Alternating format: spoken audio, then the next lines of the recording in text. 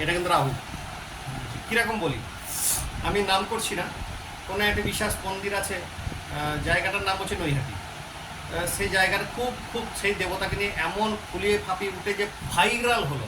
পরবর্তী তার কাছে এমন কিছু আরও কিছু ভাইরাল হচ্ছে যেগুলো নেগেটিভ পাবলিসিটি দেয়। হঠাৎ যেমন রাহু বাড়িয়ে দেয় ফেসবুকে, ইউটিউবে খুললেই যখন পাওয়া যায় তার নামে এটা বেশি দিন থাকে না। এটার আবার একটা নেগেটিভ ইম্প্যাক্টও হয়। ঠিক আছে, কেতুকোণগুলো দক্ষিণেশ্বর মন্দির পরম্পরাগত চলে যাচ্ছে। কেতুকোণগুলো কামাখ্যা, কেতুকে তারাপীঠ। হঠাৎ যারা ভাইরাল হচ্ছে যে দেবতাদের নিয়ে খুব নাচানাচি চলছে, কেন রাহু দেবতাদের উপরও থাকেন? একটাই কারণে, তাকে কি করে বিরাট ভাইরাল করে দেন, আবার যখন গুটিয়ে নেন তখন এক নিমেষে নেন, দেবতাকে করে পড়ে দেবতারাও শিকার হয়। দেবতারাও শিকার হয় হ্যাঁ, রাহুর দ্বারা। হ্যাঁ,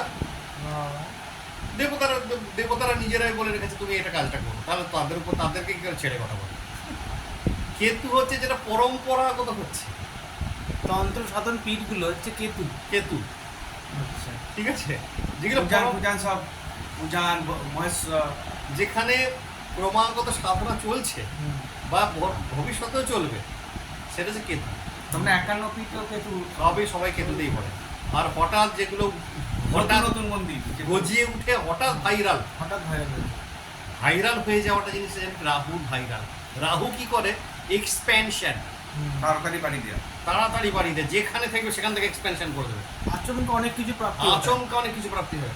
কিন্তু তার স্থায়িত্ব 10, 20, 30, আচ্ছা 31 হবে না, 30-এ শেষ হয়ে যাবে। 30 বছর। এই লটারিটাও কি রাহু প্রাপ্তি? হ্যাঁ, লটারি কতজন রাখতে পেরেছে? লটারির টাকা আমাদের ওখানে অনেকজন করে 3-4 জন লটারি পাওয়াটা রাহুর প্রাপ্তি তাহলে? রাহুর প্রাপ্তি রাখতে পারে। মানে হঠাৎ প্রাপ্তিটা হচ্ছে রাহুর প্রাপ্তি। রাহু হচ্ছে হঠাৎ প্রাপ্তি যোগের কারণ। রাহু এমন একটা গ্রহ, হয় যদি সেই দেশ ছেড়ে বাইরে গিয়ে কাজ করে তার জন্য খুব ভালো। তার জন্য রাহু মানে সব থেকে বেস্ট হচ্ছে দেশ থেকে বাইরে যাওয়া। রাহুর এই যে রাহুর ক্যারেক্টারটা কিরকম?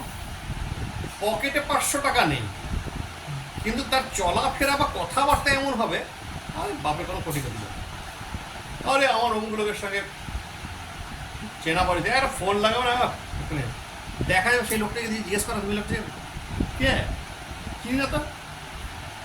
এটা যে রাহু ক্যারেক্টার,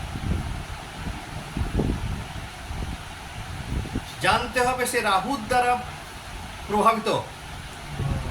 যখনই কেউ এই ধরনের কথা বলবে, নিজের ক্ষমতার বাইরে গিয়ে রাহু কথা বলে।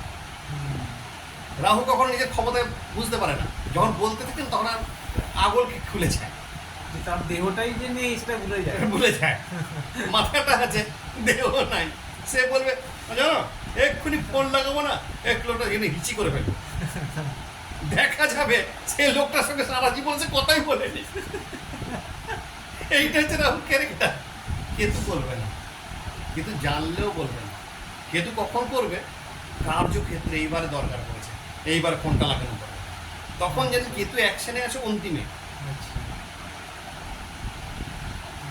ঠিক আছে, আরে আমি রাহুর ক্যারেক্টারটা এরকম, রাহুর না হলে চলবে না। রাহুর প্রফেশনটা এরকম যে একটা কিছু ওই বলে না, একটা কথা আছে না, ভকাল।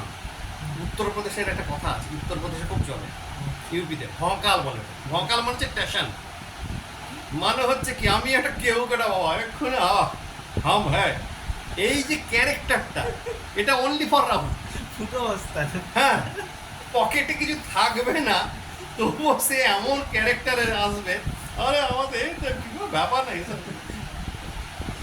এটা না করলে আবার মানে কোনো এই যে বড় বড় স্ক্যাম হয়, ফিনান্সিয়াল স্ক্যাম কিভাবে হয় তার সামনে কি ফুটিয়ে বলতে হয়, তো এটা হচ্ছে রাহু, না হলে কেউ নেবে না।